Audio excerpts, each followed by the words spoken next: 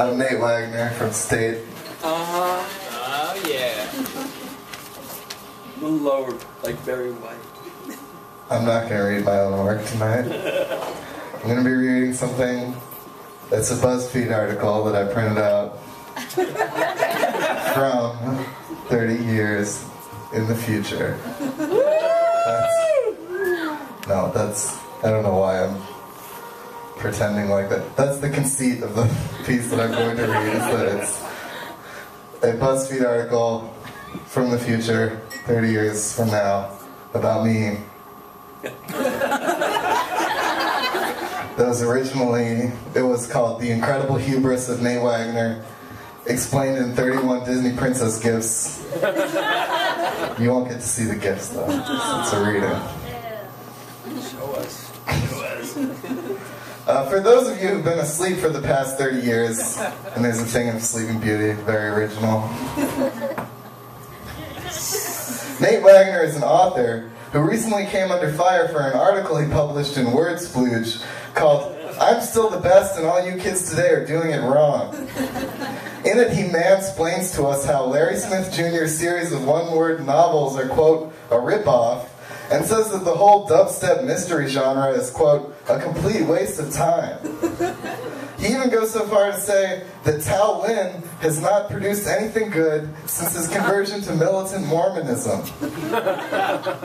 Many of my fellow 20s kids don't remember this far back, but Wagner rose to prominence in San Francisco just before the time of the great tech mass suicides. His first novel, Dilettantes and Heartless Manipulators, was a minor comic work that earned him comparisons to both John Kennedy Toole and Cat Williams. But sometime after the election of President Franzen, Wagner became angry and entitled, possibly a side effect of fame. His next book, Nobody Understands Me, detailed the exploits of a young, successful writer. It was an obvious echo of his own life. It began like this.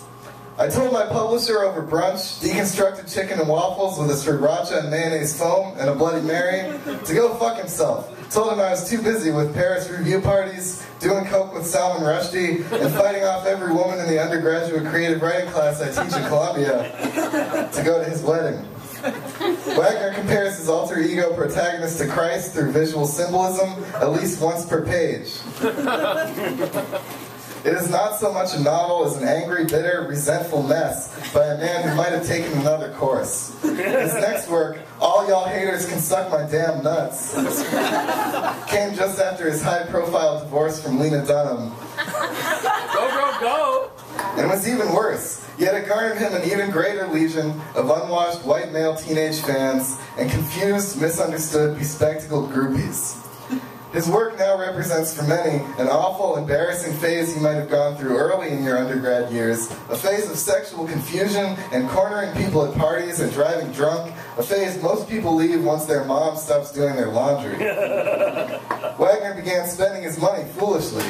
He bought Bill Cosby's entire sweater collection. He had an acre of succulents planted behind his house in the Hamptons, all of which died in the winter.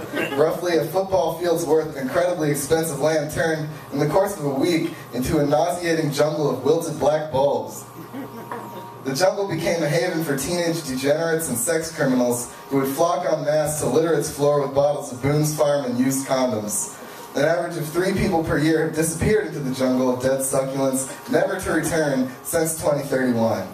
Wagner was driven out of his Hampton house, along with his 3 personal chefs, a masseuse, 5 zookeepers, a magician, a mixologist, a cryptozoologist, and 4 women all named Solandra. He was also forced to auction off many of his ill-advised purchases, including a jar of Paul Williams sweat from the movie Phantom of the Paradise, a tragic half-elephant, half-tiger creature who spoke only in terms of Rima, and his now worthless stock in a company called Facebook, a popular social media platform in his youth that was found to cause insanity in its users. He tried to auction off one of the Solandras, as well as the cryptozoologist, actually just his friend Jason, but human rights groups intervened. Wagner, who at this point had grown out a long sheep wool-looking beard and put on some 300 pounds, started wandering in the dark, wilted forest that once belonged to him, soulfully wailing Fleetwood Mac songs to whoever would listen. This new letter is his only publication since then, and his most egregious. For one, he spends much of it denigrating many of the fun new literary genres everyone has been enjoying for the past several years without him, like some mean grandfather not invited to a family gathering. He tears into wordless poetry. The poetry reading movement started in 2040, in which everyone in the audience runs around the room flapping their arms until they get tired, and then the featured reader says, "You are all poets now." He's mad about contemporary MFA programs, just because they include new classes that he didn't get to take back in his day, such as Appreciative Nodding 101, and Advanced Calling Each Other Racist. No one should question these things ever, because they are lucrative and most people seem to enjoy them. Worse still, he won't stop bragging despite his fall from grace. He claims he's now happily married, lives in a nice townhouse in Neo, Oakland, and has, quote, 2 beautiful daughters. He works at a convenience store now, and he doesn't let us forget that they let him eat whatever fried chicken they don't throw away at the end of the day. Check your chicken privilege, Wagner. Do not be impressed by this man. He's pathetic, but don't feel sorry for him either. He has brought all this on himself. Do not feel sympathy for him.